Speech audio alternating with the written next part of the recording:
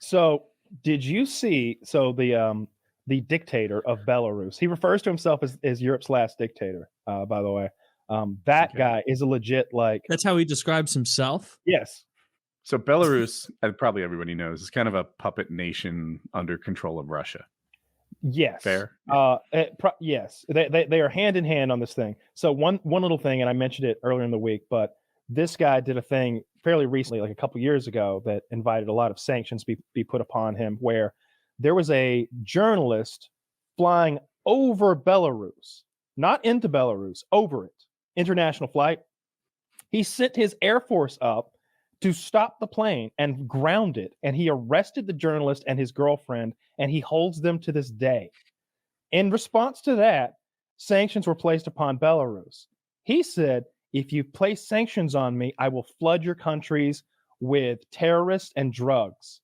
They said, we're placing sanctions on you because that's what we said we're going to do. He said, cool.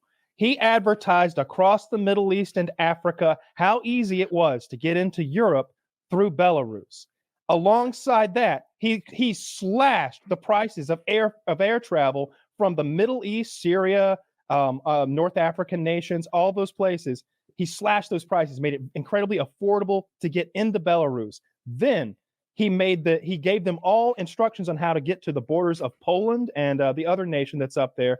And in many cases, he bussed them. He trafficked them in buses and placed them at the border, sometimes with bolt cutters and other tools to get through the fencing. He created an incredible humanitarian disaster. This guy, then this week, I've been looking for the photo of it. Zach, I'm sure you can find it.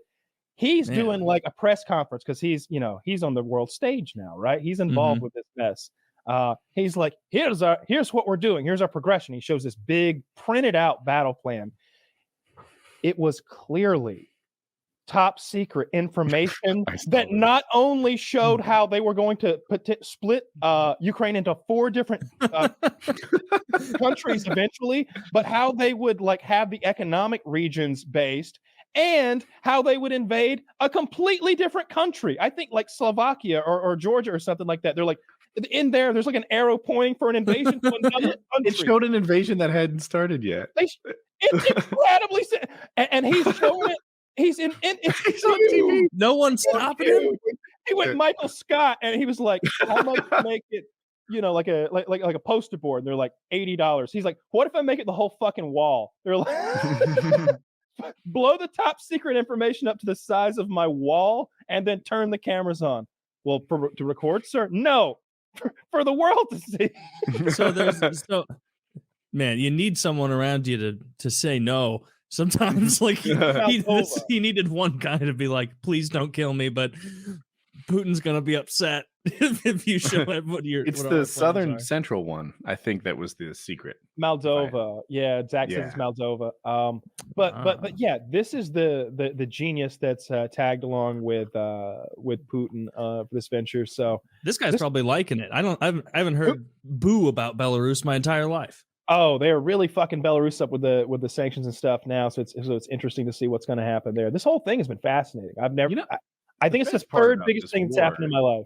I don't know about you, Kyle, but my knowledge of Eastern European geography has tripled. This is how I learned geography, quite frankly. I know most of the countries now. Yeah. I could even tell you some that connect. I definitely got a refresher on like the USSR and the NATO and the Warsaw Pact alliance countries and all that nonsense. Nobody knew that before. I mean, no one knew. No one knew. It's not that word retarded Americans. No one knew who was in NATO until just recently. But I will say it's not fair when people in Europe are like, "Oh, you stupid Americans don't know where Latvia is," and it's like point to Oregon. Point to Kentucky. Which one's that? Because there's people struggling in the Northeast a lot, right? Tell me which one's New Hampshire. I don't know that. Yeah, you do, because they're the two skinny ones, and the Vermont is the V-shaped one. I know Vermont. Always Vermont. I remember my teacher telling me that in 3rd grade for like the states quiz, and like the thought of like V being Vermont was like, my teacher is a genius. Like that is a good one. I've never heard that. Every teacher should say that.